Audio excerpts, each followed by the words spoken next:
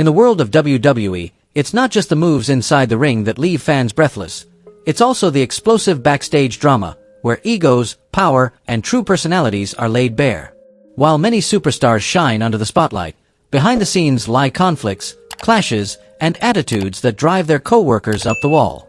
From legends like Shawn Michaels and Hulk Hogan to modern stars such as The Miz and Randy Orton, all have at some point been labeled difficult to work with. So, who caused the most chaos backstage in WWE? Let's dive right in. Wrestling sphere, go. The Cat, a backstage nightmare during the Attitude Era. During the wild days of the Attitude Era, when WWE was overflowing with bold characters and controversial storylines, the Cat was one of the most talked about names. She was known not only for her stunning looks but also for her willingness to dive into outrageous on-screen situations, from risque segments to shocking matches. At her peak, the Cat had solid fan recognition and even got involved in notable storylines, including her feud with Right to Censor, a group dedicated to cleansing WWE of indecency. However, that storyline was abruptly cut short when she was suddenly released from the company. The reason wasn't creative, it was her attitude backstage. According to multiple members of the writing team, the Cat constantly clashed with creative staff, rejected ideas, and demanded script changes to suit her own preferences. Some even described her as a real nightmare for the writers, something extremely rare in an era when WWE operated under strict discipline. What made things worse was that the Cat wasn't a top star like Trish Stratus or Lita, yet she behaved as if she were the center of the show. This inflated ego created growing tension between her and WWE management. Her eventual firing angered her then-husband, Jerry, the King Lawler, so much that he quit the company in protest. But while Lawler eventually returned, the Cat never did, not even for a brief cameo. That alone says a lot. The long-standing rumors of her being one of the most difficult people to work with backstage may not have been exaggerated after all. Stone Cold Steve Austin. When power becomes a double-edged sword. There's no denying that Stone Cold Steve Austin is one of the greatest icons in WWE history. His rebellious, anti-authority persona didn't just redefine the Attitude Era. It helped cement WWE's dominance over the wrestling world in the late 1990s. But behind that legendary image, Austin was also known as one of the toughest people to work with backstage, especially when it came to decisions about his character. As the company's top star, Austin had major influence, and he wasn't afraid to use it. He regularly questioned storylines, rejected creative directions he didn't agree with, and insisted on changes to protect the Stone Cold brand. To some, that was professionalism and high standards. But over time, it started to come off as stubbornness. Even Jim Ross, one of his closest friends, once admitted that Austin refused to face Mark Merrow, believing Merrow wasn't on his level enough to deliver a worthy match. At the height of his career, Austin no longer wanted to put over anyone. He preferred working only with those who could help him maintain his unstoppable image. This frustrated many younger talents who were desperate for a breakout opportunity. Things reached a boiling point in 2002, when Austin had several heated disagreements with WWE's creative team. The breaking point came when WWE wanted him to lose to Brock Lesnar on free TV without any build-up. Austin saw that as a waste of potential and walked out of the company without notice, a move that infuriated Vince McMahon. Although the two eventually reconciled, the incident remains a perfect example of how absolute power backstage can turn even the biggest legend into the hardest person to work with. Buff Bagwell, an ego too big for a fresh start. When a wrestler joins a new company, first impressions often determine how their career will unfold. But for Buff Bagwell, things went in the complete opposite direction. After WWE bought WCW in 2001, he was one of the few wrestlers retained to help merge the two brands. However, instead of proving his worth, Bagwell quickly turned that golden opportunity into a disaster. From the very beginning, Bagwell rubbed everyone backstage the wrong way. He arrived late to rehearsals and events, and when confronted, he showed a careless attitude. Even worse, he allegedly faked injuries to avoid working, a major taboo in professional wrestling, where dedication and toughness are sacred values. His lack of respect made him instantly unpopular with everyone, from veteran wrestlers to management. Despite his WCW fame, Bagwell failed to understand that arrogance had no place in WWE. His behavior was viewed as entitled and ungrateful, especially since he hadn't accomplished anything yet in his new environment. As a result, after only 2 televised matches and a few weeks with the company, WWE terminated his contract, using his case as a warning to anyone who thought ego could outweigh work ethic. Once seen as someone who could help bridge the post-WCW era, Buff Bagwell ended up losing everything, proving that talent alone means nothing if you can't handle yourself professionally behind the scenes. The Miz, from locker room outcast to one of WWE's most respected stars. No one can deny that The Miz is one of the most unique figures in WWE history. From his very first appearance, he exuded confidence, sometimes bordering on arrogance, that instantly made people take notice. But that same bold personality and outspoken nature soon made him a target of backstage drama. Coming into WWE through Tough Enough, The Miz didn't have the wrestling background or industry connections many of his peers had. Yet, he carried himself like a star from day one. His brashness and unfiltered honesty rubbed many the wrong way, especially veterans who valued discipline and hierarchy. One of the most infamous moments early in his career came when The Miz was banned from the locker room for months after eating food in a restricted area, a serious breach of locker room etiquette and a sign of disrespect towards senior wrestlers. For a long time, The Miz was the most disliked man backstage. Few wanted to work with him. But instead of quitting, he chose to prove everyone wrong through sheer determination and professionalism. He never complained about losing matches, being mocked, or being stuck in minor storylines.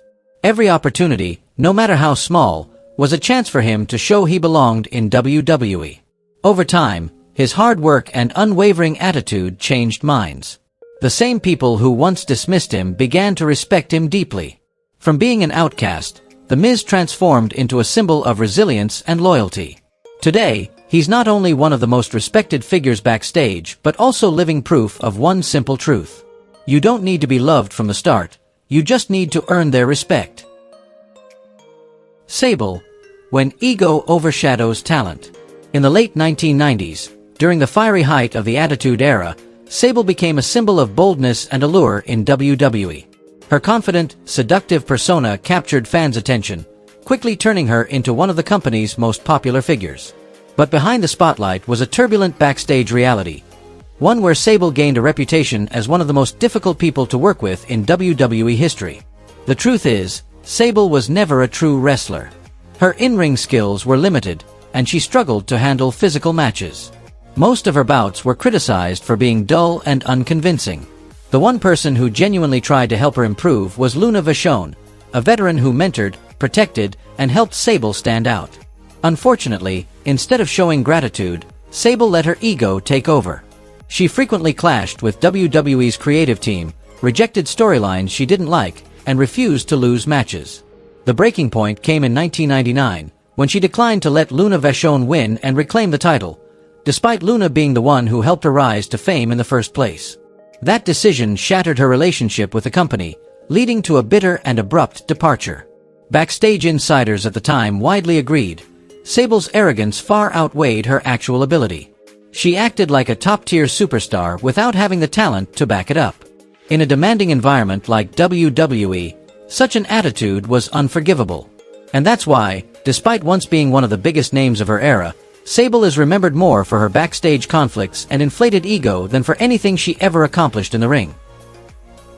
The Ultimate Warrior, a legend of power and problems. When it comes to the most intense personalities in WWE history, the Ultimate Warrior is always near the top of the list. With his wild energy, explosive speed, and larger-than-life charisma, Warrior electrified audiences every time he sprinted to the ring. But behind that fierce exterior was someone notoriously difficult to deal with, so much so that many within the company considered him a backstage nightmare. Throughout his WWE tenure, Warrior was infamous for his massive ego and unwillingness to cooperate. He routinely ignored scripts, dismissed direction, and insisted on doing things his way. Instead of working with creative to build engaging storylines, he often made last-minute changes that derailed entire plans. One of the most infamous examples occurred at WrestleMania 12 in 1996, when Warrior returned to face Triple H, then known as the aristocratic Hunter Hearst Helmsley. Originally, the match was designed to make both men look strong, but just hours before the event, Warrior demanded the script be changed so he could squash Triple H in under a minute. WWE had no choice but to adjust the match, and the result was a one-sided beating where Triple H barely got a move in.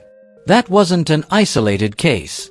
Warrior often threatened to skip shows unless he was paid more or given priority treatment, leaving WWE management frustrated and exhausted. His arrogance alienated much of the locker room, and few wrestlers wanted to deal with him. By 2005, the negative stories surrounding him were so extensive that WWE released a documentary titled The Self-Destruction of the Ultimate Warrior, showcasing his erratic behavior and reputation for being impossible to work with. Years later, however, when Warrior reconciled with WWE near the end of his life, the company took the film down, a symbolic gesture to finally close the turbulent chapter of a man who was both admired and feared in equal measure. Triple H. From backstage manipulator to respected leader. Before becoming one of WWE's most powerful executives, Triple H was once the center of countless backstage controversies. During his full-time wrestling career, the game wasn't just known for his storytelling ability in the ring. He was also infamous for the political influence that made many wary of crossing him. He gained a reputation as a cunning figure who would do whatever it took to protect his position, a perception that didn't sit well with many of his peers. In the early 2000s, when Triple H was at the peak of his career, several wrestlers and fans believed he used his backstage pull to hold back rising stars such as Rob Van Dam and Jeff Hardy. Both men were hugely popular with fans and brought high-energy performances, yet they never seemed to get that big breakthrough. Not while Triple H was the constant centerpiece of WWE storylines. His repeated title wins and victories over up-and-coming names led many to think he was protecting his spot through political power rather than storytelling needs. What made matters worse was his marriage to Stephanie McMahon, daughter of Chairman Vince McMahon. From that point on, Triple H wasn't just a top superstar, he was the boss's son-in-law. This made it difficult for writers or fellow wrestlers to challenge his creative direction. Triple H, however, maintained that every decision he made was for the good of the company, though at the time, not everyone believed him. Over the years, though, time revealed a different side of him. After stepping away from full-time competition and transitioning into a leadership role, Triple H proved himself to be calm, professional, and deeply passionate about building future stars. He became the driving force behind NXT, turning it into a powerhouse that produced a new generation of talent. From being labeled a backstage manipulator, Triple H has evolved into one of the most respected leaders in WWE history, a testament to how even the most polarizing figures can ultimately shape the company's brightest future. Enzo Amore, WWE's backstage nightmare. When Enzo Amore debuted on WWE's main roster, many believed he was destined to become one of the company's most beloved stars. His electric personality and sharp mic skills made him stand out instantly. Fans loved his charisma, even if opponents couldn't stand him. But beneath the confident, comedic persona was a man who became a major problem behind the scenes. Just months after his debut, stories began spreading throughout the locker room about Enzo's arrogance and superstar attitude. He constantly bragged about his fame, ignored locker room etiquette, and showed little respect for veteran wrestlers. Instead of building professional relationships, Enzo turned every interaction into another stage for his ego. Things came to a head in 2017, when Roman Reigns, regarded as a locker room leader, kicked Enzo off the WWE tour bus, a rare and serious move that spoke volumes about how disruptive he had become. From then on, Enzo was completely isolated backstage. Several wrestlers even requested not to work with him at all. One notable case involved Neville, who reportedly refused to follow a script that required him to lose to Enzo on Raw, and later walked out of the company for good. With incidents like these piling up, Enzo found himself alienated in an environment that once saw great potential in him. Ultimately, Enzo Amore became a clear example of how talent and charisma mean nothing without respect and professionalism. In WWE, attitude matters as much as ability, and Enzo's failure to understand that cost him everything, leaving him as a cautionary tale of wasted opportunity. Randy Orton, from backstage nightmare to WWE's model veteran. Today, Randy Orton is seen as a living legend, a locker room leader and a role model for younger talent. But his journey to that point was anything but easy. In his early years, the Viper was notorious for being temperamental, impulsive, and extremely difficult to work with. At the start of his career, Orton had it all: the look, the skill, and the championships. But along with that came a massive ego and a volatile attitude. He was known to lash out at anyone who crossed him, whether it was another wrestler, a backstage employee, or even a member of the creative team. Because of that, Randy Orton quickly earned the label of being a locker room nightmare. One of the most infamous stories involves Orton allegedly playing a key role in Mr. Kennedy's firing. After a match in which Orton claimed Kennedy had caused him an injury, the Viper immediately complained to management, and shortly after, Kennedy was released. Orton was also said to have derailed Kofi Kingston's main event push in 2010, after getting angry over a minor botch during a match. But to his credit, Randy Orton changed. He openly admitted his past mistakes, learned to control his emotions, and gradually became a calm, respectful veteran. From a reckless hothead to a symbol of professionalism, Orton has evolved into one of WWE's most respected figures. Proof that no matter how controversial someone once was, redemption is always possible with growth and humility. Shawn Michaels, from Backstage enemy to WWE's most respected legend. In the 1990s, no one could deny Shawn Michaels' talent, but no one wanted to work with him either. The Heartbreak Kid was one of the greatest in-ring performers of his era, yet also one of the most despised behind the scenes.